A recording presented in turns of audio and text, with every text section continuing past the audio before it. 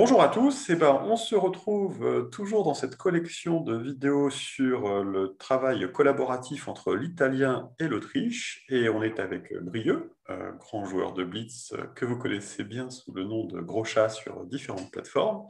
Et aujourd'hui, Brieux, tu vas nous présenter le Gambit de Munich. Moi, j'aime beaucoup ce nom, c'est un petit peu échiquéen, mais dis-nous en plus pourquoi le Gambit de Munich. Salut Olivier, bonjour à tous. Alors, petite nouvelle ouverture, alors là, plutôt côté italien, parce que l'Autrichien a un rôle bien moindre là-dedans. Et donc, ce Gambit de Munich, qui consiste en fait à plutôt une alliance italo-germanique. Donc, une alliance entre l'italien et l'allemand pour aller mettre la misère aux Français très vite dans la partie. Donc, encore une fois, une alliance très engagée, assez délicate à mettre en place en blitz, pour dire vrai. Parce qu'il faut voilà, il faut que tout se coordonne bien dès le début de partie, ce qui n'est pas évident, surtout sur une ouverture qui est assez peu connue. Et donc, pourquoi le Gambit de Munich? C'est parce qu'en fait, l'Italien va prendre, dès l'automne, en tout cas, c'est l'objectif, Munich à l'allemand. Voilà, ce qui peut paraître très engagé. Donc, de la même manière qu'on avait avec les Lépentes hongroises une prise de Budapest par l'Italien, là, on a une prise de Munich par l'Italien. Donc, au niveau du premier printemps, on imagine que l'Autrichien joue un coup assez classique en essayant d'ouvrir pour prendre la Grèce avec Serbie et Trieste, du coup, qui viennent vers la Grèce dès le printemps, donc qui n'agressent pas l'Italien. On ne va pas trop s'attarder sur tout ce qui se passe au sud, si ce n'est que le Turc, il peut venir nous menacer assez vite l'Italien, donc c'est à surveiller dans ce genre d'ouverture, c'est toujours qu'est-ce que fait la Turquie. Et on va plutôt s'intéresser au nord, donc avec du coup une ouverture italienne qui consiste à rentrer en Tyrol avec une première année et en Toscane avec la deuxième. Pourquoi aller en Toscane et pas à Venise? C'est que si on rentre à Venise, on fait tout de suite faire très peur à l'Autrichien et donc on risque de se prendre le retour de flamme autrichien très vite dans la partie, ce qui n'est pas l'objectif de cette ouverture. Et après, la flotte à Naples qui rentre en Union avec l'objectif de rentrer en Tunisie par la suite. Pour que ça se passe bien, il faut être dans un scénario où l'Allemand il rentre en Rhénanie pour essayer de menacer la Belgique avec le Français. Et après, le Français, tant qu'il n'ouvre pas avec deux armées sur la Belgique dès le début, ça va être sur des scénarios où l'alliance pourrait être possible. Donc là, on imagine qu'il rentre en Bourgogne en force, mais ça serait assez similaire si jamais il rentrait tout de suite en Espagne ou s'il rentrait en Gascogne. On peut avoir des scénarios qui vont être assez similaires dans ces cas-là. À l'automne, on va se retrouver du coup dans une position qui ressemble à celle-ci. Par Donc, contre, si je peux le permettre, ça veut dire que quand même le mouvement en Toscane, c'est un signe indicateur fort pour le français, puisque ça donne une information assez précise des intentions italiennes vis-à-vis de lui, non? alors voilà, le mouvement en Toscane, c'est censé être à la fois un gage de sécurité pour l'Autrichien. Euh, c'est ce qui va signer aussi un peu la proposition vis-à-vis de l'Allemand si jamais il connaît l'ouverture. Et le distinguer donc, d'une autre ouverture où on viendrait juste à Tyrol pour emmerder l'Allemand ou toute autre solution. Et en même temps, c'est une menace pour le Français. Donc le Français, il se retrouve dans une situation un peu délicate. Donc si jamais il se rend compte, euh, il pourrait venir Boun Saint-Pion, c'est-à-dire qu'il ne prend pas l'Espagne. Donc c'est quand même pas forcément un cadeau pour lui à ce moment-là de la partie. Et après, avec la Bourgogne, soit il décide de taper la Belgique et d'y rebondir contre l'Allemand, soit il tente de rentrer à Munich, mais dans ce cas-là, l'Italien, en tentant de rentrer à Munich, il va défendre Munich. Donc l'idée, comme je disais, c'est que Tyrol rentre à Munich, que l'Allemand ne défende pas Munich, donc ce qui lui permet soit de prendre la Belgique, soit en tout cas de bouncer le Français, d'empêcher le Français de prendre la Belgique, donc de se retrouver dans une position assez idéale, vu qu'il sera en Hollande et en Rhénanie contre une seule armée française en Bourgogne, il va prendre la Belgique de manière systématique à l'année suivante.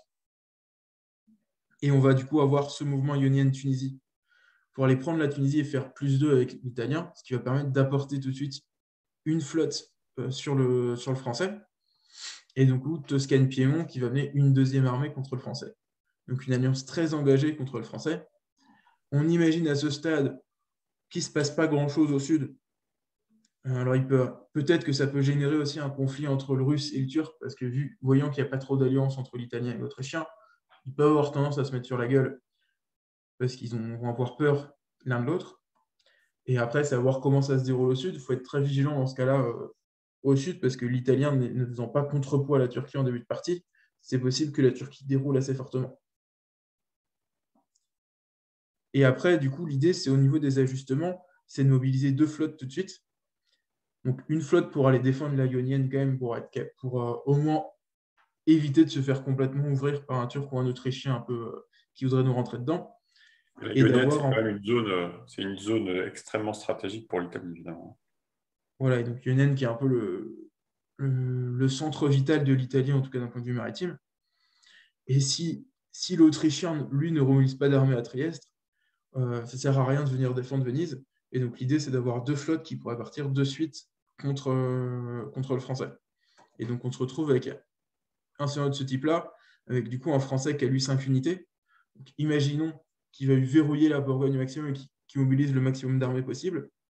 Il va se retrouver assez faible maritimement parce qu'il n'aura qu'une seule flotte, donc on va pouvoir lui rentrer dedans assez facilement au sud.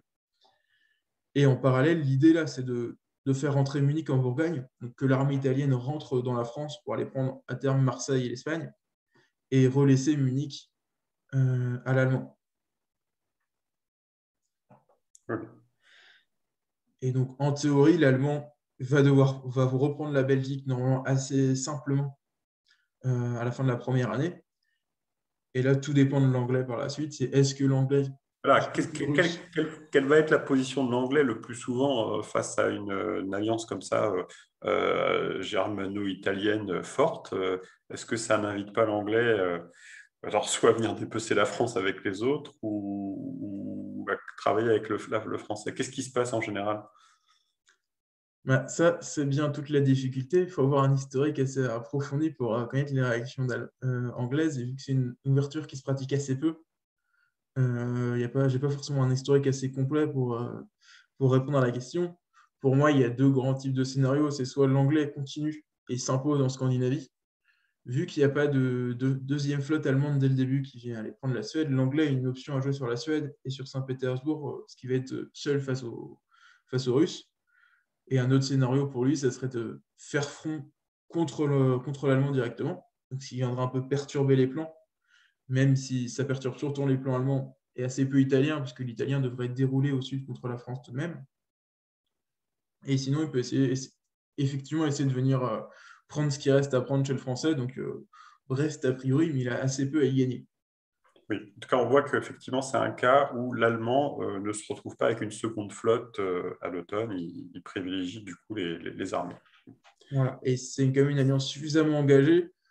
Il ne faut pas que l'Allemand ait trop peur de cette armée italienne qui pourrait venir se retourner contre lui assez facilement. Oui, mais qui D'où s'éloignerait de sa base, quoi. voilà. Et d'où l'importance pour l'Italien, s'il veut avoir un minimum de confiance de la part de son allié allemand, de ne pas mettre une deuxième armée, une troisième armée plutôt, à Venise.